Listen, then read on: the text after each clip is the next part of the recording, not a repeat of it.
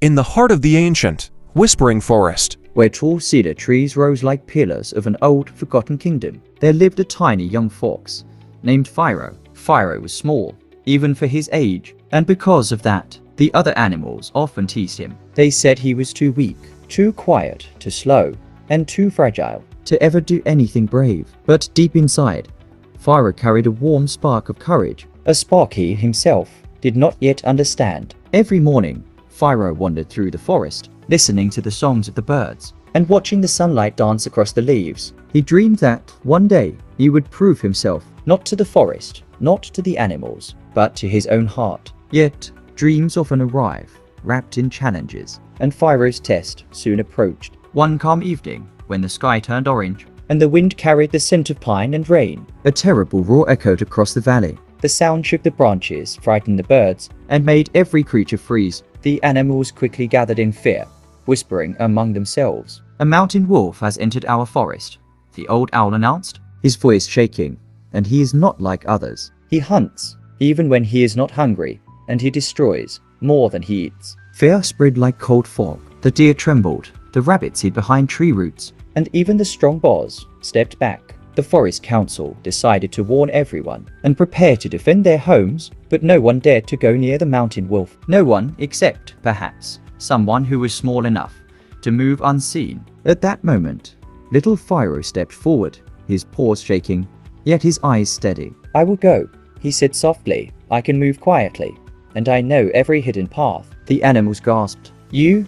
The badger scoffed. "You can't even chase a butterfly." The squirrels laughed, but Firo stood still, breathing slowly, his heart pounding like a drum. "I may be small," he whispered, "but courage is not measured by size." The owl, after a long silence, nodded gently. "Let the little fox try," he said, "for sometimes small steps change great destinies." And so, under the silver moon, Firo began his journey. The night was cold, the branches cracked under the wind, and shadows moved like spirits among the trees. Firo walked silently, dodging broken logs, slipping between rocks, and following the wolf's heavy footprints. Hours passed, until he finally reached the foot of the mountain. There, beneath a cliff, the great wolf rested, huge, scarred, and powerful, his breath forming mist in the cold air. Firo hid behind a fallen trunk, his heart racing. He knew he could not fight the wolf. He was too small, too light, too weak. But bravery is not about fighting. Bravery is about choosing what is right. After studying the wolf, Firo discovered something important. The wolf had hurt his paw.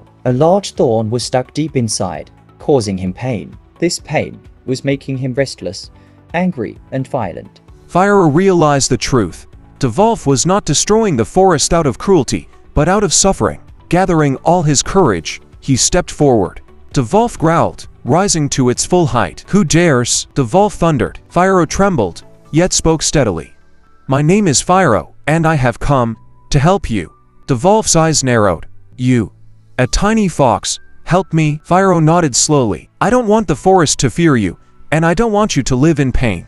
The wolf watched him, surprised by the young fox's boldness. No animal had ever approached him with kindness. "Come closer," the wolf commanded. Firo swallowed hard, stepped forward, and carefully inspected the thorn. Using his teeth and small paws, he pulled the thorn out. With one swift move, the wolf roared in pain, but then sighed in deep relief. For a moment, there was silence. Then the mighty wolf bowed his head. "You have done something no one else dared," he said. "You are small, but inside you lives a heart greater than mountains." The next morning, the wolf walked beside Firo into the forest. The animals watched in disbelief. The terrifying predator walked calmly, like a friend. The wolf declared, "From this day, no creature in this forest will face harm from me." Fear melted away, replaced with hope. And for the first time ever, the animals looked at Firo, not with laughter, but with admiration. The owl spread his wings proudly. "This," he announced, "is the bravest little fox our forest has ever known." Firo lowered his head humbly,